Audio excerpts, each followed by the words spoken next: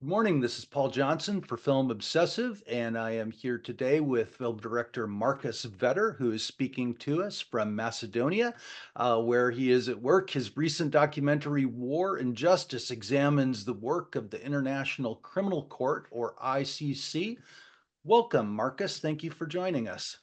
Hello, Paul. Um, Marcus, the ICC, the International Criminal Court, is a 26-year-old institution, give or take. It's one that has a difficult challenge in front of us. Where and when did you become involved in or aware of their work for your film? Actually, it's like that. I was directing another film which is called The Heart of Jenin, which is about a Palestinian father whose son was shot down by the Israeli army and who then decided to donate his son's organs to Israeli children instead of seeking revenge. And in 2009, I was premiering that film at the Cinema for Peace Gala, where Luis Moreno Campo, the first prosecutor of the International Criminal Court, was invited. And he saw the film and he was so touched by it that he afterwards he called me and asked me to come to The Hague. And the reason why he was touched by it is because a delegation of Palestinian was at his office, because in 2008 and 2009 there was already a Gaza war. I was witnessing it because I was refurbishing a cinema back then in Jenin, in Palestine, in the West Bank. And so the delegation came to him and asked for intervention of the ICC. But as Palestine wasn't a state, it was not recognized as a state by then, the ICC couldn't do anything. And Luis Moreno Campo, he was evaluating with his team the Palestinian case. And that's why he was so, why he was so touched by that man, by that father who reconciliated instead of seeking revenge. And so that's exactly breaking the vicious cycle of violence is as well the task of the ICC. So those people who were asking for a criminal court for prevention and for holding accountable heads of state who commit war crimes instead of getting away with impunity was the main goal of the ICC. So it's about breaking the vicious cycle of violence. That's why he asked me what I could do, because he thought I'm a Palestinian specialist. And I said, okay, the only thing I can do is making a film about the ICC. And it was the first time when I went to The Hague to meet him, the taxi driver didn't even know where the ICC was. So this was exactly in 1998, the ICC was established. In 2009, I was visiting, or 2008, 2009, I was visiting him the first time, and nobody knew back then about the ICC. In 2013, we eventually had a first film called The Court, and it was exactly like that. People weren't interested because they felt that the ICC, not they weren't interested, but they weren't hooked to the whole thing, because the ICC back then, I mean, they had African leaders. One of them is Thomas Lubanga, who committed war crimes in the Congo, who is also part of the film. But the big countries, they weren't, the mighty countries did never accept the court, like the US or India or China. So it was considered, and people, the audience felt that it was considered as a teethless tiger. But that changed now. And this is why this film is so important for me right now, because now with the arrest warrants against Vladimir Putin, or a possible looming arrest warrant against Benjamin Netanyahu, and also against the Hamas leaders. So suddenly the people, especially in the West, they feel that it's affecting them. The war is affecting us. So it's much nearer. And this is why suddenly interest in that court is so much, it's so much bigger. Um, and the film is covering that. Yep. And Moreno Ocampo becomes a primary subject or informant, if you will, in your film, and you've spent a lot of time with him. I take it over the course of filming. How would you characterize him? Oh, he's a fearless person. I would characterize him as someone fearless. At the same time, of course, he could be characterized as a Argentinian macho, maybe, which is his character, and I love it. I mean, for any feature fiction film, you would say that's exactly the character you would want to have. For a documentary, some people may say, yeah, he's too macho or too full of himself, maybe someone would say. But I think that's what you needed exactly in that moment, because he's very open-minded. He accepts everybody in his office. He was actually accepting us as a film team, especially not that I'm young, but my film team was very young, because they were all volunteers from the Cinema Janine project. So they were very, very young, and he loved that young team. He was actually that's why we are still together today, because that he was the prosecutor in the junta trial in Argentina, and he was working with a group of very, very young lawyers. There's a fiction film called Argentina 1984, and in that film, that's the subject matter, why he was actually working with such young people.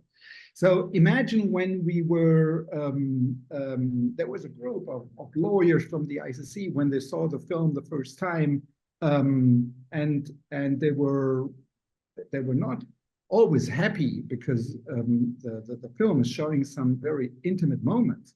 But Luis Moreno Campo also always said that's art. I mean, you have to accept it. That's what these guys are telling, and it's no problem. So he was very, very open-minded. I mean, you see, there is a scene, for example, when we are driving in a taxi in New York, when Luis Moreno Campo is having his decision about not accepting the Palestinian case and handing it over to the United Nations Assembly. And we were witnessing exactly that very moment in the taxi. And he didn't want to give it over to Fatou Bensouda, the next prosecutor. He wanted that hot potato, how we called it. He wanted to take the decision himself. So witnessing these key moments is so essential for a documentary, where you're promising your audience really to look behind doors in order to understand certain things. And I know for a fact that each prosecutor is defining the ICC. The ICC for itself, it is defined by its chief prosecutor. So you have a Luis Moreno Campo, 8 years. Then you have a Fatou Bensouda, another 8 years. And now you have a Karim Khan from England, who is now the current prosecutor. I would say that each of these prosecutors has an own character and is defining the ICC. So the ICC is not an anonymous institution. It's defined by its people. And this is why I always think, even though the ICC has flaws, of course, and the film is showing that clearly there is flaws, and I see those flaws, but it's the best institution we have. And you see there's 123 member states, but 2/3 are from the global south. So they have it in their hands. And so one side often says the court is biased, and then the other side says the court is biased when an arrest warrant from the other side is coming. And I think this is, the court is not finished. It's not a finished institution. It's evolving, and it's going with the audience, with the people, with the societies. And I think there was never a moment when the people in the world could understand that this is really an important institution which could make a difference. Do you think that there's a chance that in the future the ICC will gain greater acceptance worldwide? I mean, you mentioned that there are key countries who are not and will not participate in the ICC, Russia, China, India, the United States, obviously. Do you foresee a future in which they might? Um, you see, it depends. It depends. So first of all, with war crime, crimes against humanity and genocide, you don't need all the countries to accept the ICC, the mighty countries. They will be held accountable, even so they haven't accepted and ratified the ICC. With the war of aggression, meaning to start a war, it's different because here both sides, the attacker, so the one who is attacking a country and the attacked one, have to be member states of the ICC. So here, mighty countries, they can escape from being held responsible. But with war crimes, genocide and war and crimes against humanity, this is not the case. The mighty countries, like you see now with Benjamin Netanyahu or Putin, they can't get away. So, meaning they cannot travel to one of those 123 countries who have accepted the ICC. They can travel to other countries when there is no execution of those rights. If the mighty countries in the future would accept, I think it depends thoroughly if the ICC is perceived as a neutral institution.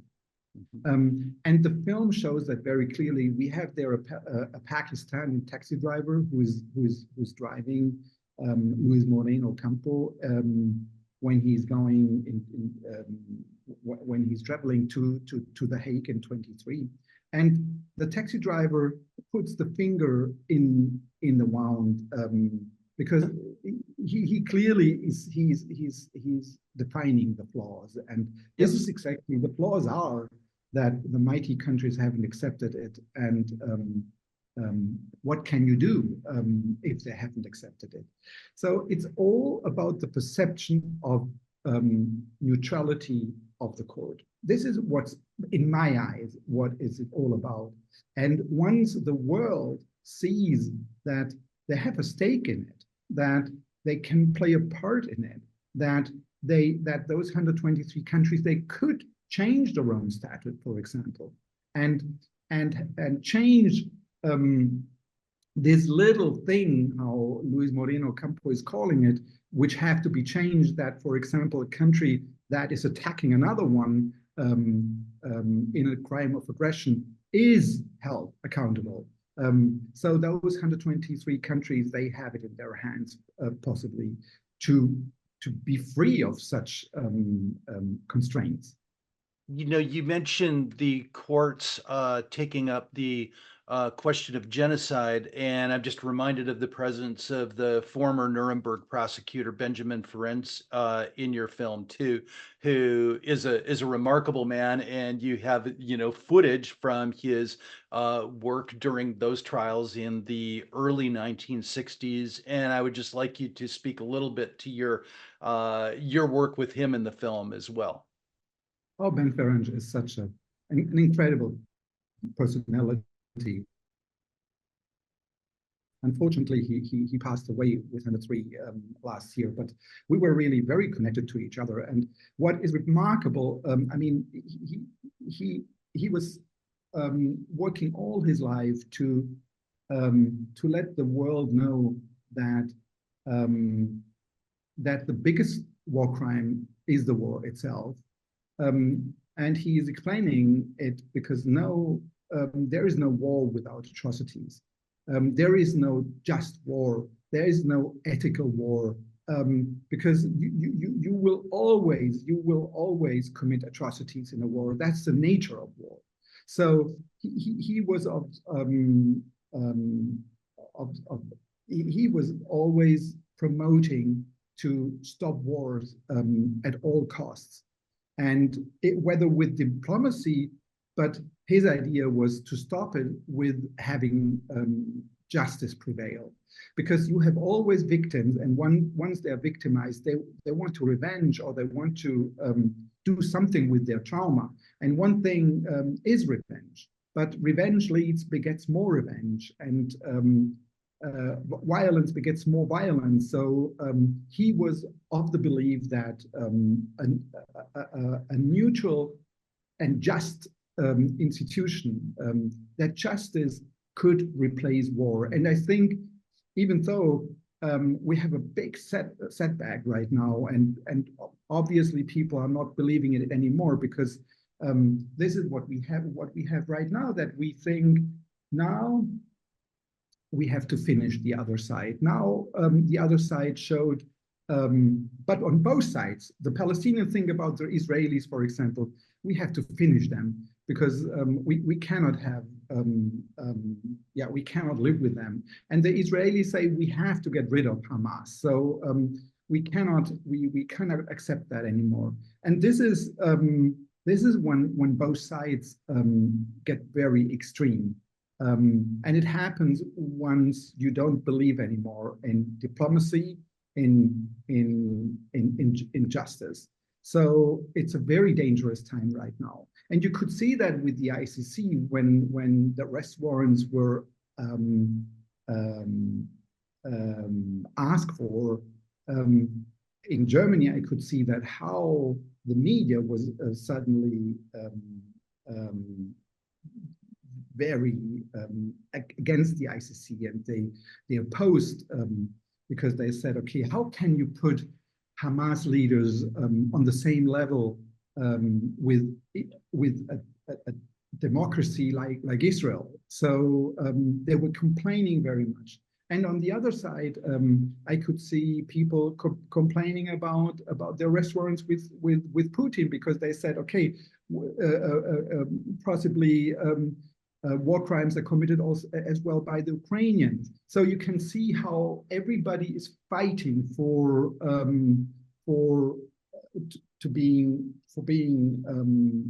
having a just institution. So yeah, Ben Ferencz, in my eyes, this I think makes the film so strong. He's a personality with very, very good arguments that you have to think twice, or and you have to rethink your stance towards war. And he has a historical perspective that sometimes I think we too frequently lack. And he has the charisma also to really get his point across.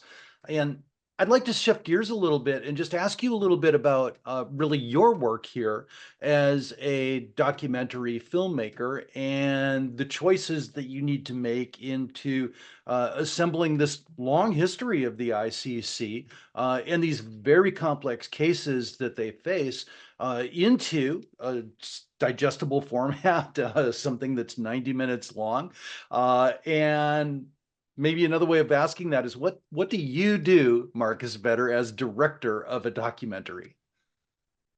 Oh, it's you know, this subject matter is so dry and so complex, and to get a layman understand it, it was really pretty it was a very difficult task.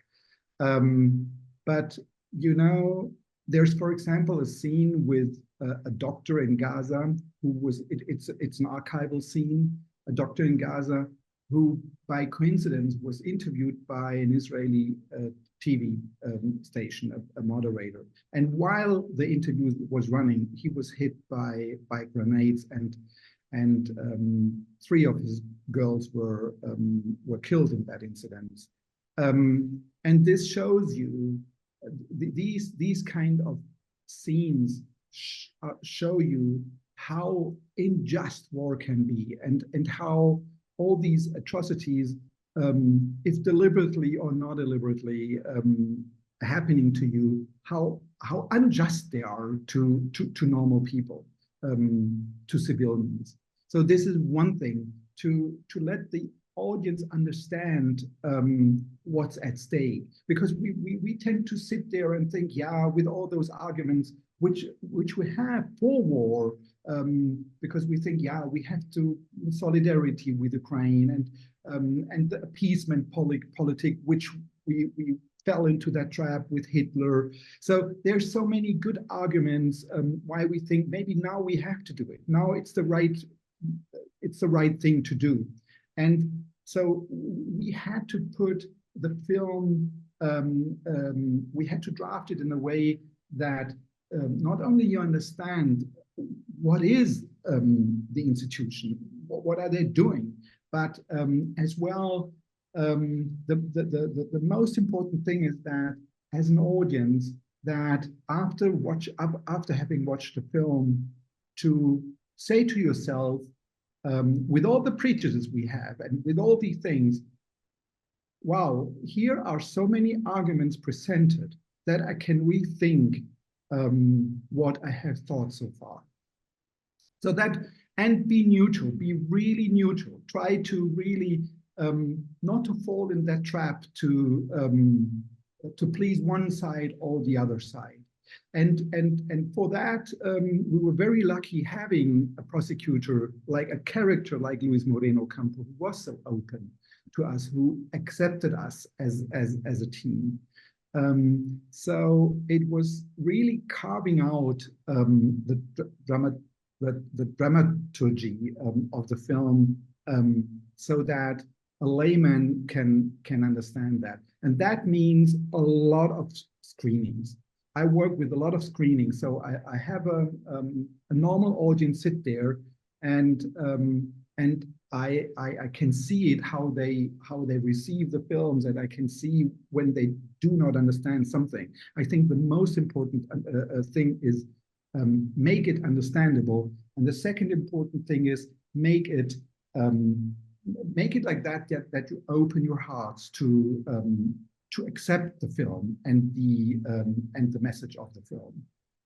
Well, I think that through the stories of Ben Ferencz and Luis Campo Moreno, that we certainly come to understand the importance of the work of the ICC and the hope for what they can do. And let me ask where and how our viewers and readers will be able to see War and Justice. So first of all, it's in cinemas and it's in festivals. 2 days ago, it won Best Direction at the New Zealand Dog Edge Festival, which is great because it's an Oscar qualifying festival. So that was great. So we are getting it to as many festivals as possible. But even more important is that we are getting it on Amazon, so that everybody can see it on Amazon. Very, very soon, you can see it on our website as well, so that you can purchase it and you can see it on our website. And right now in Germany, we have our theatrical release, so it's in cinemas. But really, I'm telling you, I have never worked so much on distribution and on marketing for a film. No film got so much attention from my side, because for me, even though there may be more emotional films like Heart of Janine, like the film about my Turkish father, these are very emotional films. But this film, I would say it's the most important film, because it's so much at stake right now. The world is heading towards maybe a real total war, and I think the people in the world, they have to know more about the ICC, and especially they have to get the chance to enough arguments to make a decision. You know, I hope that's the case too. Not that we are headed towards war, but more people will learn about the ICC, invest their hopes in its potential to prosecute crimes against humanity. And I'm going to take the last word here, Marcus, to wish your film the very best and you the very best, and to thank you for talking with us at Film Obsessive today.